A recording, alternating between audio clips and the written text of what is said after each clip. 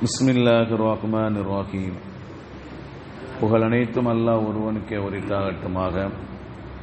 இறைவனின் சாந்தியும் சமாதானம் கண்மணி நாயகம் ரசூலுல்லாஹி ஸல்லல்லாஹு அலைஹி வஸல்லம் அவர்கள் மீதும், அன்னாரை பின்பற்றி வாழ்ந்த சத்திய சஹாபாக்கள், தாபீன்கள், தபஅ தாபீன்கள், வலிமார்கள், நாதாக்கள், ஷுஹதாக்கள், நம்மவர்களும் குடும்பத்தினர்கள் அனைவர்கள் மீதும் என்றென்றும் குன்றாமல் குறையாமல் நின்று நிலவட்டுமாக.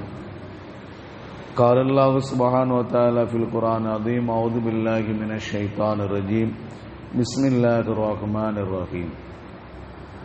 فأتبعوهم مشركين فلما تراءى الجمعان قال أصحاب موسى إنا لمدركون قال كلا إن معي ربي سيهدين. صدق الله العلي العظيم.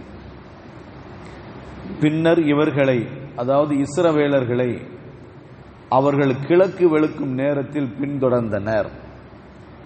ஈரணியினரும் ஒருவரை ஒருவர் நேருக்கு நேர் பார்த்தபோது, நிச்சயமாக நாம் அகப்பட்டு கொண்டோம் என்று மூசாவின் தோழர்கள் கூறினர். அதற்கு மூசா, அவ்வாறல்ல, நிச்சயமாக என் இறைவன் என்னுடன் இருக்கிறான், அவன் எனக்கு வழிகாட்டுவான் என்று கூறினார் என அல்லாஹ் ரப்புல் ஆலமீன் இந்த வசனத்திலே சொல்லித் தருகிறான். கண்ணியத்திற்குரிய அல்லாஹ் நல்லடியார்களே, இதற்கு முந்தைய வசனங்கள் நாம் நேற்று பார்த்தோம். மூசா அலைஹிஸ்ஸலாத்து வஸலாம் அவர்களுக்கு அல்லாஹ் தஆலா கட்டளை பிறப்பித்தார். இஸ்ரவேலர்களை இரவோடு இரவாக அழைத்து செல்லுமாறு கட்டளை பிறப்பித்தார். எகிப்திலிருந்து கிளம்புமாறு கட்டளை பிறப்பித்தார். அவர்கள் இரவோடு இரவாக கிளம்பினார்கள். காலையில் பார்க்கும்போது யாரும் இல்லை. ஃபிரௌன் கூப்பிடுறான், யாருமே வரல, வேலைக்கு யாருமே வரல. கடும் கோபப்பட்டான் ஃபிரௌன். அவர்களுக்கு பின்னால் ஒரு மிகப்பெரிய ஒரு படையை அனுப்பினான். அதுதான் அந்த படை வீரர்கள் ஃபத்பஊஹும் முஷ்ரிக்கீன், கிழக்கு வழுக்கும் நேரத்தில் இஸ்ரவேலர்களை அவர்கள் செய்தார்கள், பின்தொடர்ந்தார்கள். அப்ப காலையில ஃபஜருடைய நேரத்தில் இஸ்ரவேலர்களை முன்னால் புறப்பட்டு சென்ற இஸ்ரவேலர்களை அவர்கள் பின்பற்றினார்கள். அப்ப ரெண்டு பேர்களும் ஒருவருக்கொருவர் சந்திக்கிறார்கள். ஈரணியினரும் ஒருவர் நேருக்கு நேர் பார்த்த போது, பின்னால பிறவன் அவனுடைய படை வீரர்கள் வராங்க, நாம இவர்கள் முன்னால் நிற்கிறாங்க, அதுக்கு முன்னால கடல் இருக்குது, ரெண்டு பேரும் சந்திக்கிறாங்க. அப்போ மூசா அலைஹிஸ்ஸலாத்து அவங்களுடைய தோழர்கள் பனி இஸ்ராயீல் சொன்னார்கள், கால அஸ்ஹாபு மூசா இன்னால முத்ரகூன், நம்ம வசமா மாட்டிக்கிட்டோம், நம்ம வசமாக மாட்டிக்கொண்டோம் என்று சொன்னார்கள். ஏன் முன்னாலே போக முடியாது, பின்னால வர முடியாது. எவ்வளவு பெரிய இக்கட்டான சூழ்நிலை. அந்த ஊர்ல இருந்தாலும், எகிப்துல இருந்தாலாவது ஏதோ நம்ம என்ன செஞ்சலாம், அவன்கிட்ட சொல்றத கேட்டுட்டு உட்கார்ந்து இருக்கலாம். அவன்கிட்ட இருந்து தப்பிச்சு போகலான்னு வந்தோம். தப்பிச்சு போகலான்னு வந்த போது இப்போ தப்பிக்க முடியாத சூழ்நிலை இருக்குமே. இப்ப எவ்வளவு வசமா மாட்டிக்கிட்டோம். தப்பிக்க நினைத்த பிறகு மாட்டிக்கொண்டால் எவ்வளவு பெரிய ஒரு சிரமம் இருக்கும். சஹாபாக்கள் மக்காவிலிருந்து மதீனாவுக்கு போனா அவரை திருப்பி மக்காவுக்கு அனுப்பி வைக்கணும், அப்படித்தானே ஒப்பந்தம். மக்காவிலிருந்து மதீனாவுக்கு ஈமான் கொண்டு போனா அவர்களை திரும்ப மக்காவுக்கு அனுப்பி வைக்கணும். மதீனாவிலிருந்து யாராவது மதம் மாறி மக்காவுக்கு வந்தாலும் அவங்கள திருப்பி அனுப்ப மாட்டா. இது ஒரு ஹுதைபியா உடன்படிக்கை. அந்த உடன்படிக்கை நடந்துகிட்டு இருக்கு. அந்த நேரத்தில்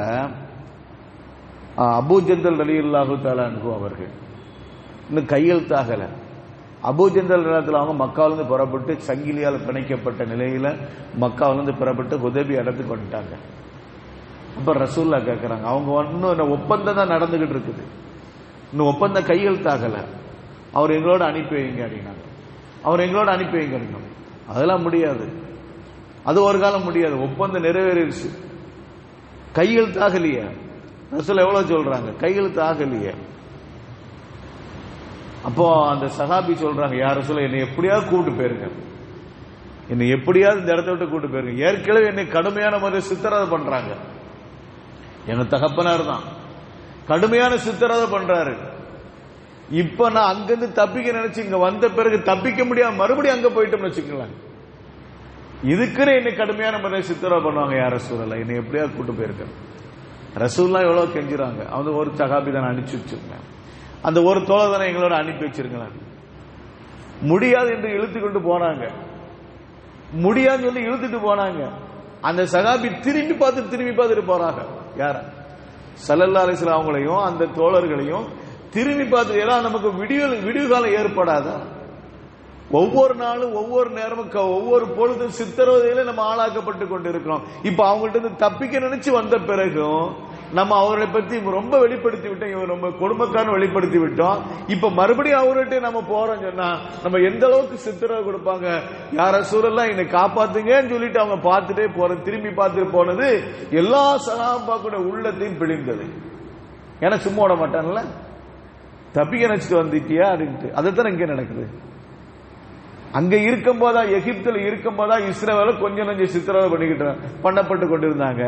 இப்ப அந்த சித்திரவதையில இருந்து நாம என்ன செய்யணும், முழுமையான முறையில வெற்றி கிடைக்க நினைச்சிட்டு என்ன செஞ்சோம், வெளியே வந்தோம். வெளியே வந்த பிறகு இப்ப கடுமையான முறையில் நம்ம மாட்டிக்கொண்டோமே. முன்னாடி போக முடியாது, பின்னாடி வர முடியாது. முன்னாடி போன கடல் இருக்கு, பின்னாடி போன பிரோனுடைய அந்த படை என்ற கடல் இருக்குது. எங்க நாம போகிறது, செதறி போகிறதா? எவ்வளவு ஒரு இக்கட்டான சூழ்நிலை. அதனாலதான் அவர் சொன்னார், காலா சிகாபு மூசா இன்னால முதுரக்கூன். மூசா அலைஹிஸ்ஸலாத்து வஸ்ஸலாமுடைய தோழர்கள் பனி இஸ்ரவேல் சொன்னார்கள், இன்னால முதுரக்கூன், நம்ம வசமாக மாட்டிக்கொண்டோம். என்ன செய்யறது? இங்க அல்லாஹ்வுடைய அருள் இருந்தா தான் தப்பிக்க முடியும். அல்லாஹ்வுடைய அருள் இருந்தா தான் தப்பிக்க முடியும். எல்லா இடத்துலயுமே அல்லாஹ்வுடைய நாட்டமும் அல்லாஹ்வுடைய உதவி இல்லாம எதுவும் நடக்காது. எவ்வளவு பெரிய ஒரு பிரச்சனை வந்தாலும் சரி, அப்படியே மிகப்பெரிய ஒரு பிரச்சனை நம்ம நோக்கி வருகிறது. ஹஸ்புனல்லாஹ், அல்லாஹ் எனக்கு போதுமானவன், அல்லாஹு எனக்கு போதுமானவன் என்ற ஒரு வார்த்தை சொன்னா போதும், எல்லாம் தவிடுபடி ஆயிரும். எல்லாம் தவிடுபடி ஆயிரும். நாம நினைச்சுக்கிட்டு இருக்கோம் இதுவெல்லாம் காரண கருத்து. ஆனா அசல் காரண கருத்து அல்லாஹ் தான். முன்னால இருக்கிறத பார்த்து நம்ம பயப்படுவோம். நமக்கு மேலே, நமக்கு வலது பக்கம், இடது பக்கம், எல்லா பக்கம் சூழ்ந்திருக்கு. அல்லாஹ் நம்ம யோசிக்கிறது கிடையாது. இன்னும் எல்லாம் ஏற்படுத்தியாத அல்லாஹ் தானங்க, ஏற்படுத்த அல்லாஹ் தானே. வர்றவங்களை அத்தனை பேர்ட்டையும் லேசா நரம்பை பிடிச்சி இழுத்து பிடிச்சி எல்லாம் கீழே விழுந்துருவாங்க, படுத்து விழுத்துருவாங்க.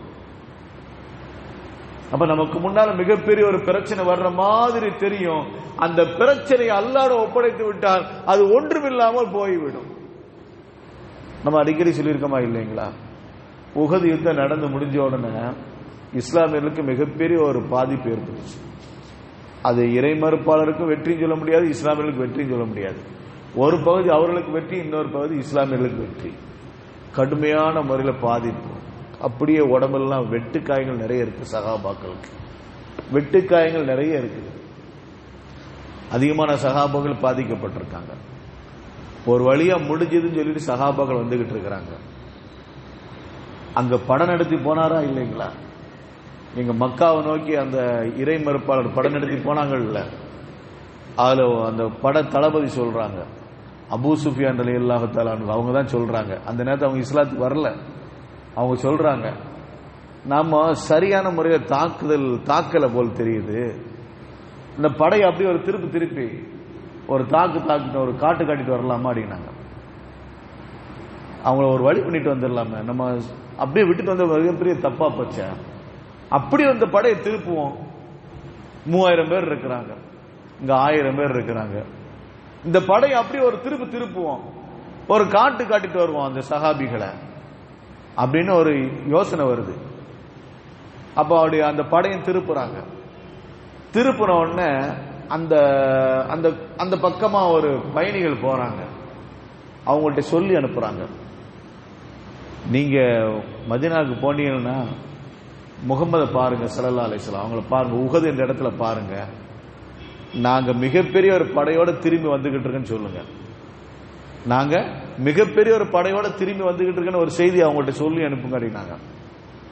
அப்ப அந்த மக்கள் என்ன செஞ்சாங்க, நேர ரசூலுல்லாஹ்ட்ட போறாங்க. அந்த வழியில உஹது வழியில போனோன்னு சொல்றாங்க, உங்களை தாக்குவதற்காண்டி மறுபடியும் அவங்க தயாரா வந்துகிட்டு இருக்காங்க அப்படின்னாங்க. அல்லாஹ் குர்ஆன்ல சொல்றான், ஃபஹ்ஷௌஹும், அவர்களை பயப்படுத்தினார்கள்.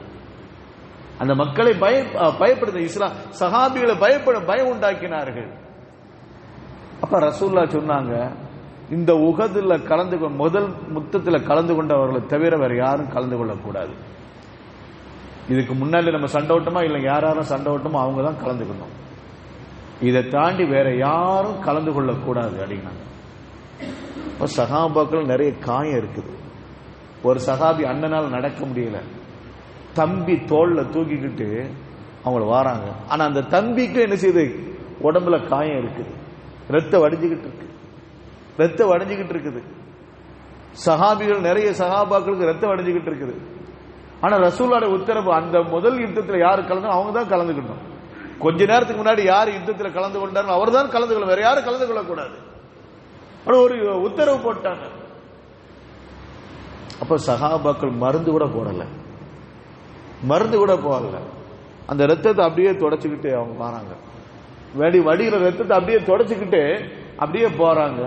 அவங்களுக்கு முன்னால சொல்லப்பட்டது, உங்களை தாக்குவதற்காக வேண்டிய மிகப்பெரிய ஒரு படை வந்து கொண்டிருக்கிறது, நீங்கள் அவ்வளவுதான், உங்களை சிதறி உங்களை ஒன்றில்லாமல் ஆக்கி போடுவார்கள் என்று சொன்ன உடனே காலு ஹஸ்புனல்லாஹு நிஅமல் வக்கீல்.